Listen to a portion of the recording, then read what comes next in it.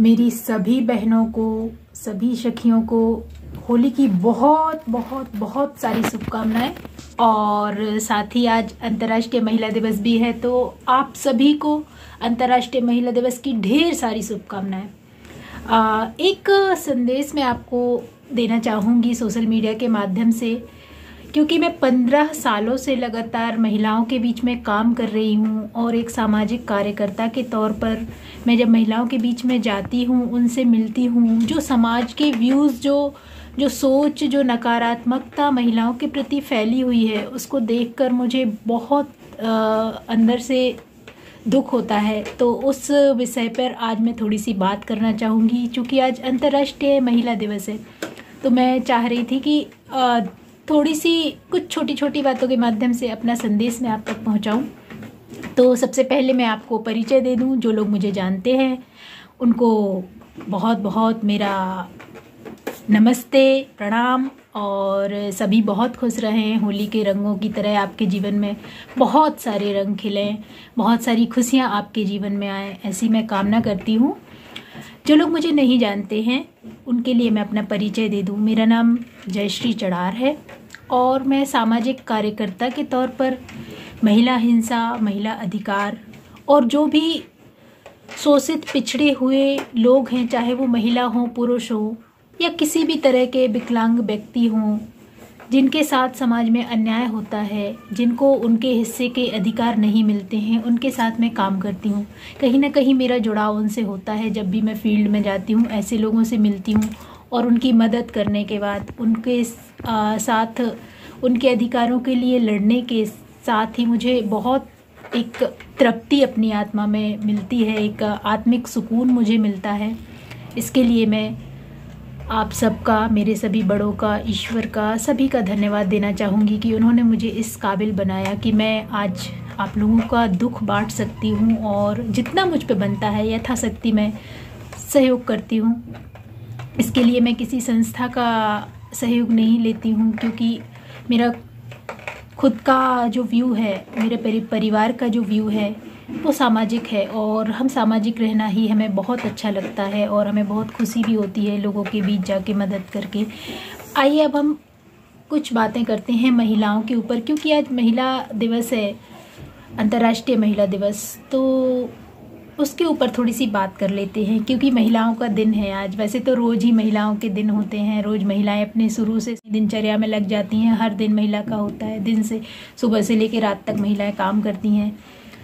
तो जिसके लिए आज सारे देश में पोस्ट चल रही हैं, अंतर्राष्ट्रीय महिला दिवस की हार्दिक शुभकामनाएं।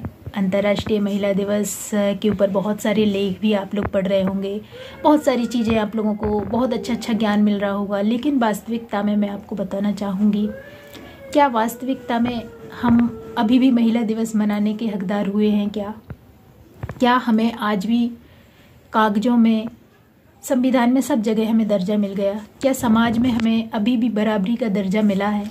ज़रा सोचिए, अपने आप से पूछिए इस सवाल को, अपने आसपास के वातावरण से, अपने आसपास के माहौल से पूछिए इस सवाल को।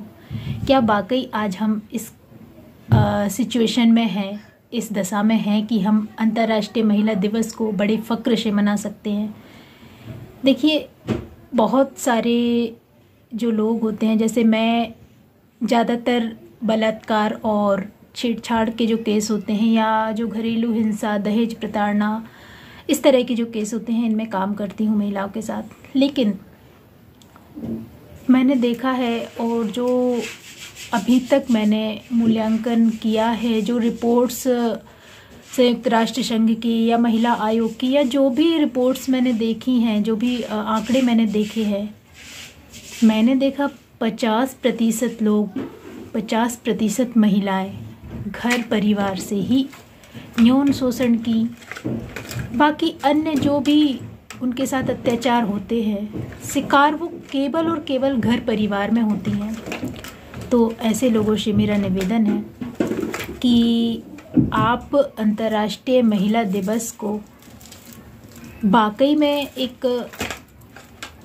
सत्य रूप देने में, मैं नहीं मानती कि अभी भी हम सत्य रूप से महिला दिवस मना पा रहे हैं। हमारी सिचुएशन को समझें। ख़ास तौर से महिलाओं को मैं कहना चाहूँगी कि इस दशा को समझें कि आज महिला किस स्थिति में है। आज कई लोगों को बुरा लगता है, मेरे से बात होती है, अरे महिलाओं को 50% आरक्षण मिल गया, महिलाओं को ये दे रही है सरकार, वो दे रही है सरकार, सारे कानून महिलाओं के लिए हैं। देखिए, कानून उसी के लिए बनाए जाते हैं, सुविधाएं और सारी जो लाभ हैं, जो भी कुछ है, सब उसी को दिया जाता है जो वंचित होता है। तो इस बात को आपको मानना पड़ेगा कि वो वाकई वंचित है, तभी उसके लिए आरक्षण और कानून बनाने की ज़रूरत पड़ी। तो इस सच्चाई को आप अस्वीकार नहीं कर सकते कि जो वंचित होता है उसी के लिए कानून बनाने की ज़रूरत पड़ती है, उसी के लिए अधिकार देने की ज़रूरत पड़ती है। जिसके पास पहले से अधिकार है उसको कोई क्या अधिकार देगा। तो इस चीज़ को जो लोग मानते हैं कि सिर्फ महिलाओं के लिए किया जा रहा है, तो मैं उनकी इस गलतफहमी को दूर करना चाहूँगी कि जो अधिकार से वंचित नहीं है उन्हें ही अधिकार देंगे ना। ऐसा तो है नहीं कि जिसके पास अधिकार हैं तो जाके उनको और अधिकार पकड़ा देंगे। सबको बराबरी का दर्जा संविधान ने दिया है, तो उस दर्जे को बराबर पे लाने के लिए थोड़ा सा प्रयास हमें करना पड़ेगा। मैं अपनी बहनों से भी कहना चाहूँगी कि देखिए, सबसे बड़ी जो मानसिक कमजोरी है वो हमारे अंदर है। हम स्वयं एक दूसरे का सहयोग नहीं कर पाती हैं, हम स्वयं एक दूसरे को आगे नहीं बढ़ा पाती हैं। तो आप लोग, कोई भी महिला हो, चाहे वो राजनीति के क्षेत्र में हो, चाहे वो सामाजिक क्षेत्र में हो, नौकरी के क्षेत्र में हो, चाहे वो अधिकारी हो, चाहे वो कर्मचारी हो, मैं कहना चाहूँगी सभी एक दूसरे का सहयोग करें। बेटा बेटी में फ़र्क करना छोड़ दें। कोई भी फ़र्क, प्रकृति ने भी केवल एक प्राकृतिक फ़र्क के अलावा कोई भी फ़र्क नहीं किया है बेटा और बेटी में। बेटा खेती करता है, बेटी भी खेती करती है। बेटा डॉक्टर बनता है, बेटी भी डॉक्टर बनती है। बेटा पायलट बनता है, बेटी भी पायलट बनती है। बेटा आर्मी में जाता है, बेटी भी आर्मी में जाती है। बेटा माउंट एवरेस्ट पे चढ़ता है, बेटी भी माउंट एवरेस्ट पे चढ़ जाती है। तो कोई भी फ़र्क ऐसा नहीं है कि हमें बेटा और बेटी में अंतर करना पड़े।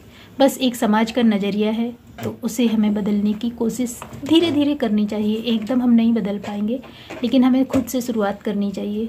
दूसरी बात, एक मैं आप लोगों से ये कहना चाहूँगी कि हमारे वातावरण में जो आज ये असुरक्षित महसूस होने का जो एक क्या कहना चाहिए, एक नियम चल रहा है, एक धारणा चल रही है। महिलाएं स्वयं को असुरक्षित महसूस करती हैं, चाहे वो परिवार हो, चाहे वो समाज हो, और चाहे वो उनका कार्यस्थल हो। तो क्यों ये असुरक्षित महसूस करती हैं? क्योंकि हम स्वयं ही उनको सहयोग नहीं कर पाते। हम महिला होते हुए दूसरी महिला को सहयोग नहीं कर पाते हैं। उसकी कंडीशन को समझें, उसकी बातों को समझें, उसकी मानसिकता को समझें, और जो भी प्रॉब्लम्स, जो भी सिचुएशन बनती है, हम उसको अपने तरीके से मदद करने की पूरी कोशिश करें, उसको समझाने की कोशिश करें, आसपास के वातावरण को बदलने की कोशिश करें। यही मेरा आप लोगों से बार बार निवेदन है। कहने को बहुत सारी बातें हैं, अगले वीडियो में मैं आऊँगी तो आप लोगों से बहुत सारी बातें करूँगी। महिलाओं के ऊपर मुझे बहुत कुछ बातें करनी है।